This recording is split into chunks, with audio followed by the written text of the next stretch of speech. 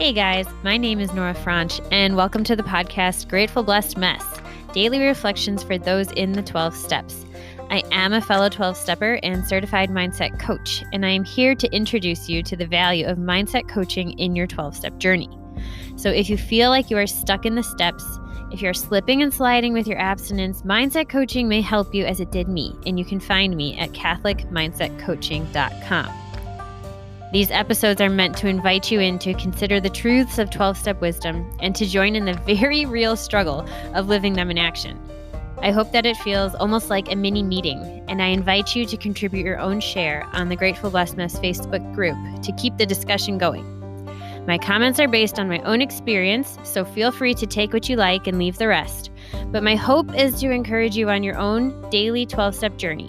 As they say, you cannot stay clean on yesterday's shower. So without further ado, let's begin.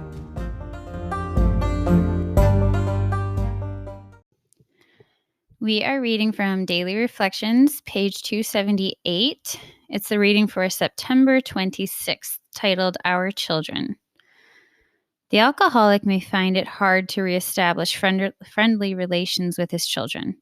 In time, they will see that he is a new man, and in their own way, they will let him know it.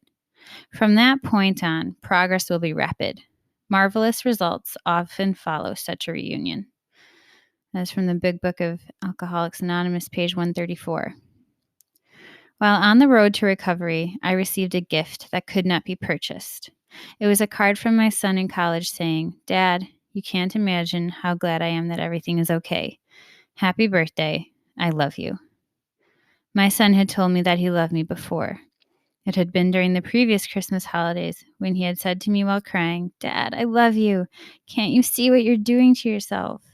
I couldn't.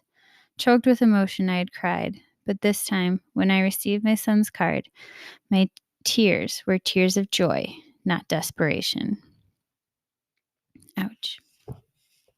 Yeah, the ripple effect of the alcoholic life affects all of those around us, and especially those nearest and dearest, right? And I can't speak personally, per se, yet, God willing, from having grown children and having seen the backlash of just the wreckage. That's funny. Something fell off right before the wreckage of a desk. Okay. It's a beautiful day out here, but the wind blew something over. So I can't speak to that per se, but I can speak to just the way that not being well affected, sounds so cheesy, but it's not, my relationship with myself. And it was almost like I was like two different people. I would feel like that sometimes, almost like, I don't know what split personality disorder actually is, but I felt a little bit like a Dr. Jekyll and Mr. Hyde, where one day I was totally fine and felt great and was making healthy choices. And then the next day it was like I hadn't even gotten past 10 a.m. and I was down for the count that day. And it was mystifying.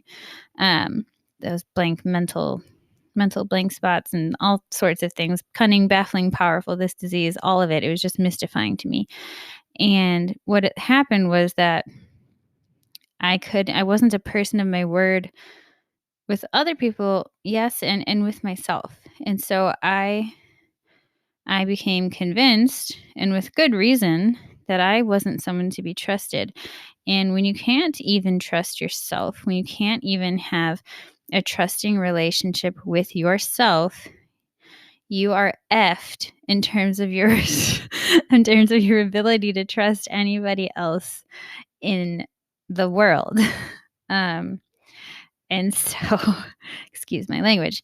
And so the matter of this recovery program is first in learning to trust myself and by doing what I say I will in program and doing what I say I will with my sponsor. And in doing so, first off, I learn how to be a person of my word again.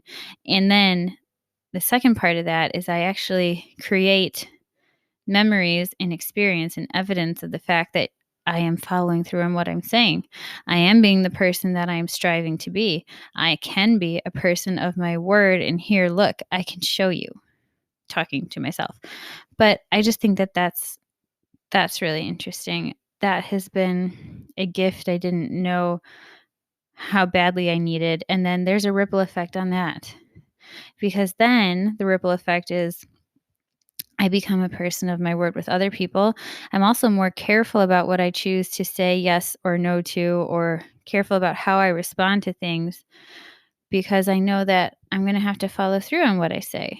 It's not going to be like, I'll just say yes, but if I don't feel that good that day, I'll just tell them last minute something came up.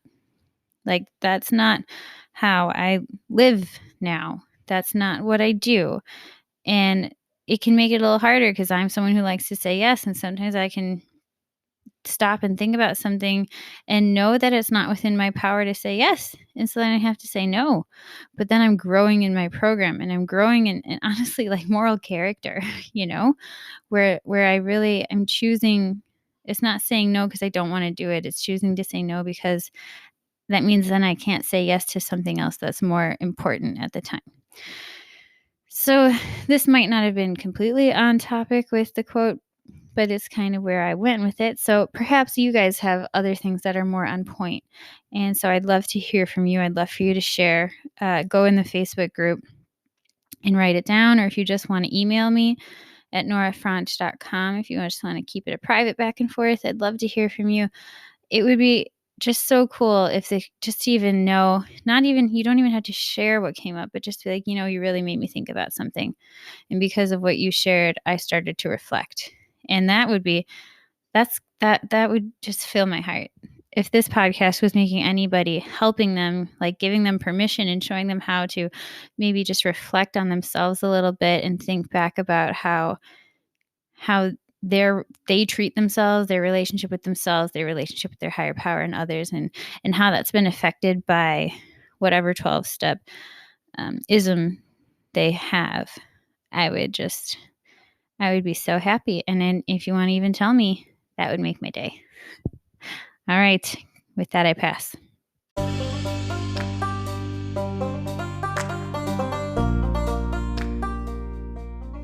Thank you so much for listening to today's episode.